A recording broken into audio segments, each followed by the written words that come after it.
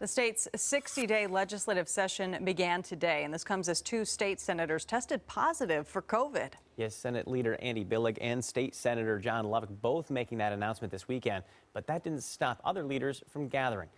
Fox 13's Matt Markovich is here to explain why tweaking is now the big word in Olympia right now. It is, and there's also a third senator who actually tested positive.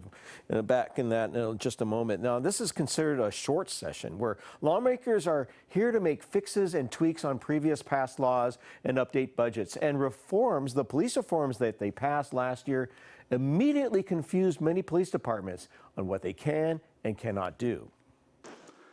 The vote is now open. The session opened in person, but is switching to remote right away.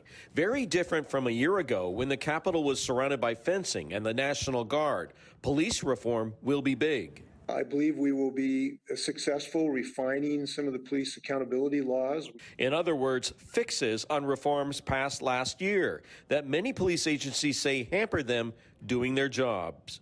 It actually, at least for us, escalated situations. Especially when it came to use of force on mentally ill suspects.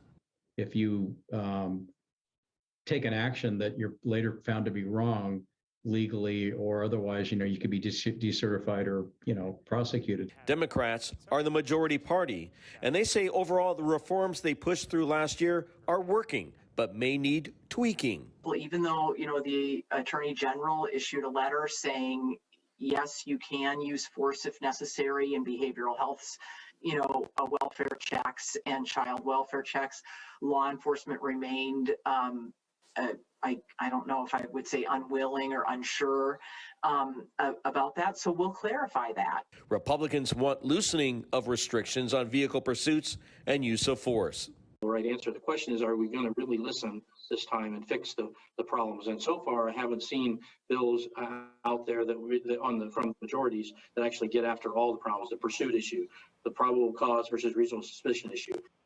Okay. Now, the Republicans, again, are the minority party and also looking to toughen up drug-related crimes, keep people in prison longer, and address Cadillac converter thefts. Guys?